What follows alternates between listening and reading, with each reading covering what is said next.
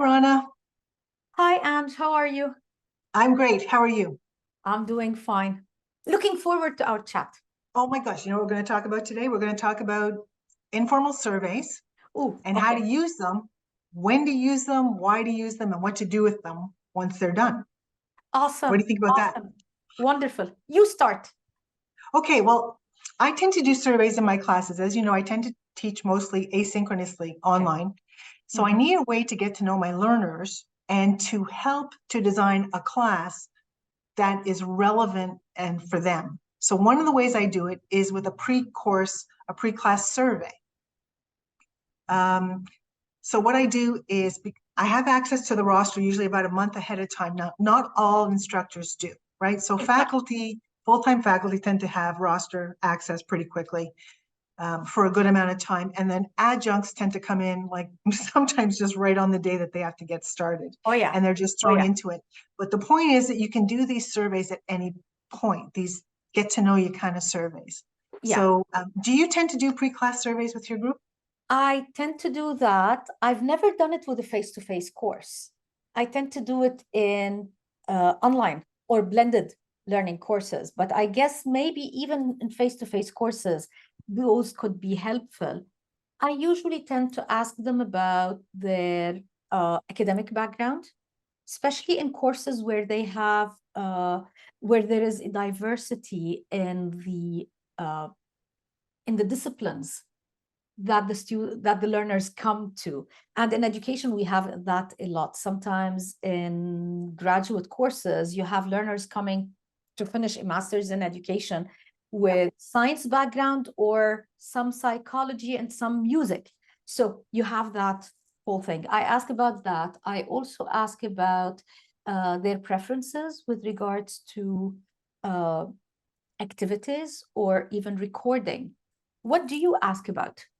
So what I tend to do is I will ask them how far into their program are they, because that tells Okay. me how comfortable they are and how familiar they are with being in higher Hmm. education. Mhm. I will ask them how comfortable they are in online learning, because not everyone that comes to my class has got Exactly. extensive experience in that. So I want to know how comfortable they are so that that informs me as to how much support I might need to give that particular person. At the same time, if I've got somebody who has a lot of experience in online learning, I can actually create activities where I might pair the two of them, a lot of learning, not so much, a lot of comfort, not so much comfort, so that they can help each other. I don't always have to be the point of support for my learners. I just need to know who I have access to and what's out there. I might ask them, one of my favorite questions is to ask them about time management strategies, because as you Mhm. know, in online learning, this is critical and a big thing where people get sort of boggled down. Yeah. So and I ask for three reasons. One, I inform them that they should have a time management strategy by asking that question. Okay. Two, I give them a list of all the strategies that are available to them. So I'm Mhm. educating to them as to how they could manage time. And Okay. then in asking them to prioritize which ones would you do to manage your time in this course, it makes them now accountable. So I that's why I like this one question. I get these three bangs out of. I really like your suggestions, and I like how you're highlighting what you can do with the information you get.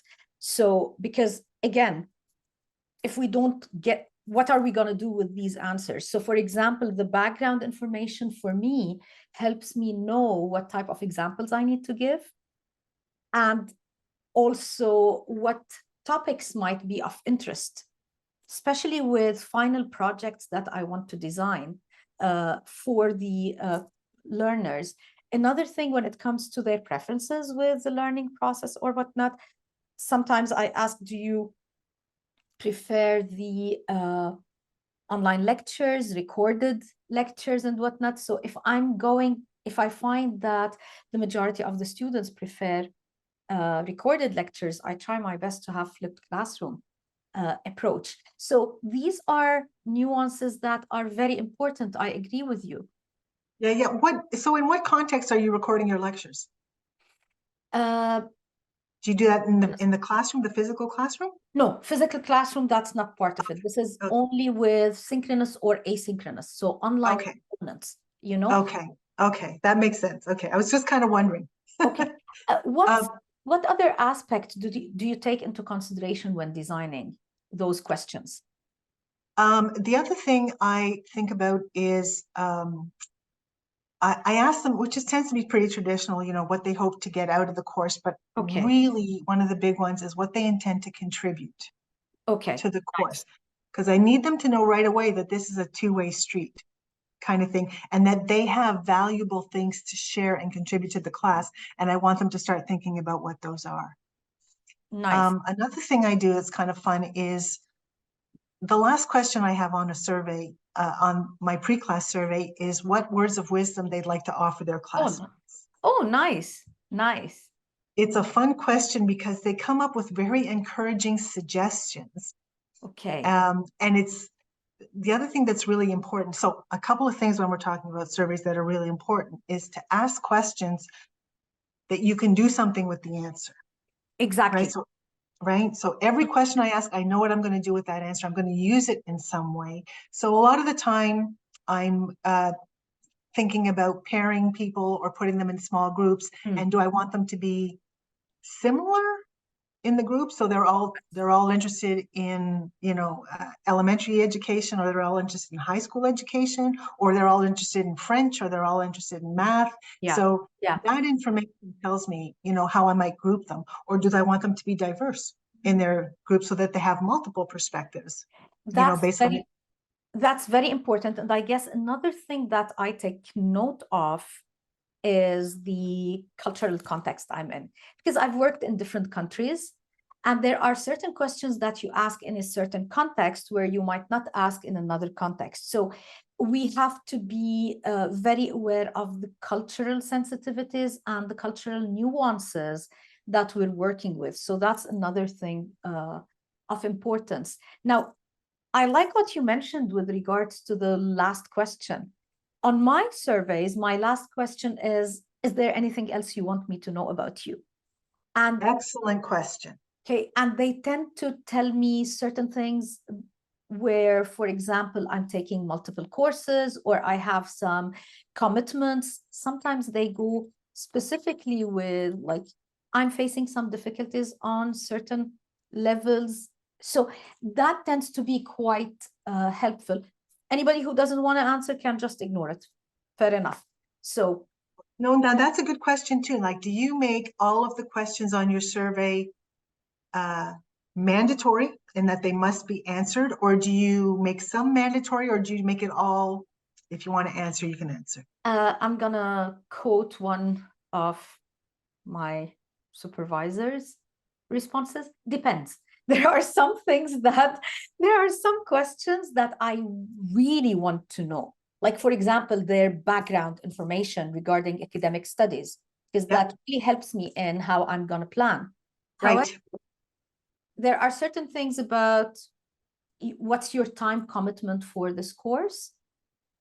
It's open. Or what do you bring to this course, skills to this course? I might leave it open. So it depends. And I think the same question might be considered mandatory by one faculty member and not by another. So there's no one recipe, but these are things that we think of. Agreed. Yeah, that's what these are. The points to think about are your questions mandatory or not, and why, and which ones and which not, sort of thing. Yeah. But again, I want to emphasize that don't ask a lot of questions that you're not going to do anything with.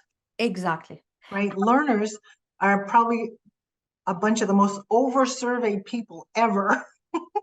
Exactly. You know, and so one of the things that I do also is when I have amassed all I got the data, I aggregate it and I make it a presentation and a video, and I give back to them the aggregated information that came out of the survey so that they know that they're being listened to, that their voice matters, because we know that student voice is very important, but you got to let them know that you're listening to them. Exactly. Yeah. Now is there more you want to say on this? No. I was going to just say another, and for this one, for the first survey, I usually ask them for their names because I need that information in order to create the groupings and the activities, sort of thing. So it's not anonymous. The first one is definitely not anonymous. No. I do ask also about how they'd like to have their names pronounced, because with the diversity and multicultural contexts we're in. It's very important for learners to feel valued and appreciated by pronouncing their names properly, you know? So that's another piece of information. But definitely the first one is not anonymous.